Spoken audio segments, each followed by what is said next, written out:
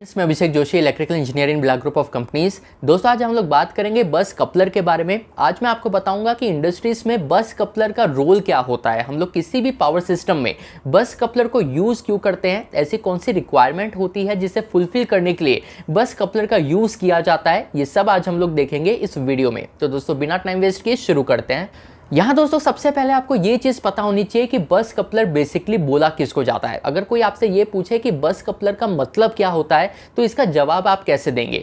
तो देखिए, बस कपलर का सिंपल सा मतलब ये होता है कि जिस भी इक्विपमेंट को यूज़ करके आप दो बस को आपस में कपल्ड करने का काम करेंगे, उस इक्विपमेंट को हम लोग बस कपलर बोलेंगे। तो इस चीज़ को सिंपल रखिएगा कि बस कपलर का काम दो बस बार को आपस में कनेक्ट करना होता है, दो बस बार को आपस में कपल्ड करना होता है।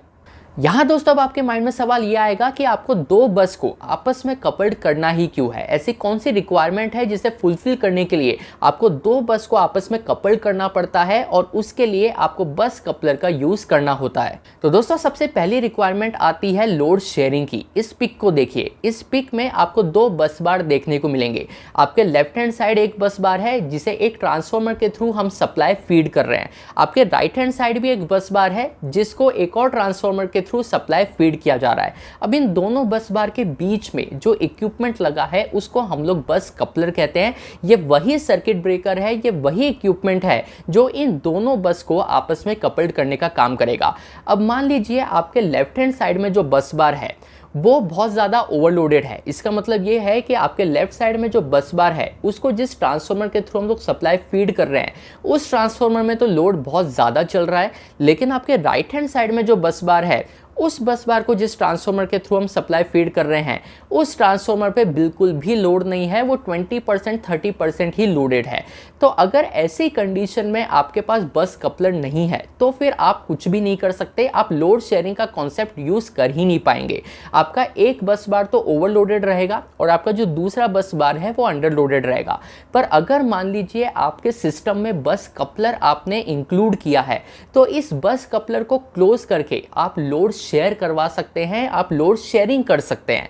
उससे ये होगा कि जैसे ही आप बस कपलर को ऑन कर देंगे, जैसे ही दो बस बार को आप आपस में कपल्ड कर देंगे, तो एक ट्रांसफार्मर जो हेवीली लोडेड था उसका लोड कम हो जाएगा, क्योंकि आपके राइट हैंड साइड वाला जो ट्रांसफार्मर है जहां पे बहुत लाइट लोड चल रहा है, 20-30% ही ट्रांसफार्मर पे लोड है, वहां पर लोड शेयरिंग हो जाएगी और जो भी लोड है ये इन दोनों ही ट्रांसफार्मर में डिस्ट्रीब्यूट हो जाएगा, जिसके वजह से आपका कोई भी सर्किट ओवरलोडेड नहीं रहेगा। तो सबसे पहला यूज जो बस कपलर का होता है वो लोड शेयरिंग का होता है। इसके अलावा दोस्तों, अगला रिक्वायरमेंट होता है मेंटेनेंस पॉइंट ऑफ व्यू से। इस पिक को वापस से देखिए। आपके लेफ्ट हैंड साइड में जो बस बार है उसको एक ट्रांसफार्मर के थ्रू हम लोग सप्लाई फीड कर रहे हैं। आपके राइट हैंड साइड में एक और बस बार है जिसको अलग से एक ट्रांसफार्मर लगा के सप्लाई फीड किया जा रहा है। अब मान लीजिए आपके लेफ्ट हैंड साइड जो बस बार है, इसके ट्रांसफार्मर का मुझे मेंटेनेंस लेना है। तो अगर मैं इस ट्रांसफार्मर को बंद कर दूं तो उस केस में तो मेरे लेफ्ट हैंड साइड का जो बस बार है ये पूरा डेड हो जाएगा और इस बस बार से जो भी लोड को मैं सप्लाई फीड कर रहा था वो लोड पूरी तरीके से बंद हो जाएगा। अब मेरी रिक्वायरमेंट ये है कि मुझे इस ट्रांसफार्मर का मेंटेनेंस तो लेना है, लेकिन इस ट्रांसफार्मर से जिस बस को मैं सप्लाई फीड कर रहा हूँ वो बस डेड नहीं होनी चाहिए, क्योंकि उस बस से जिस लोड को मैं सप्लाई फीड करूँगा वो लोड मुझे बंद नहीं करना है। मेरा लोड कंटिन्यूसली रनिंग रहना चाहिए। उस वजह से मेरा जो बस बार है ये कंप्लीटली एनर्जाइज्ड रहना चाहिए।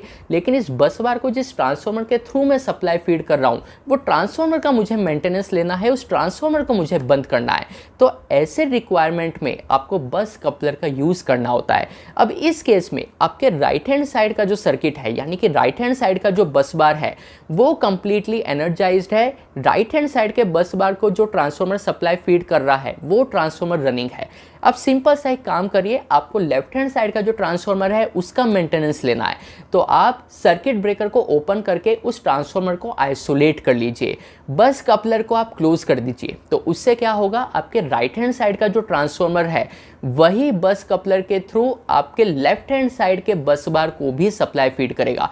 तो राइट हैंड साइड का जो ट्रांसफार्मर है वो अपने बस बार को तो सप्लाई फीड कर ही रहा है, पर क्योंकि आपने बस कपलर ऑन करके रखा है, आपने बस कपलर का यूज़ किया है, इसीलिए आपके लेफ्ट हैंड साइड का जो बस बार है वो भी पूरी तरीके से चार्ज हो जाएगा और कोई भी लोड को सप्लाई इंटरप्ट करने की रिक्वायरमेंट नहीं रहेगी। आप एक ट्रांसफार्मर का मेंटेनेंस इजीली ले पाएंगे दूसरे ट्रांसफार्मर से दोनों ही बस बार को सप्लाई फीड करके, और ये पॉसिबल हो पाएगा बस कपलर का यूज़ करके।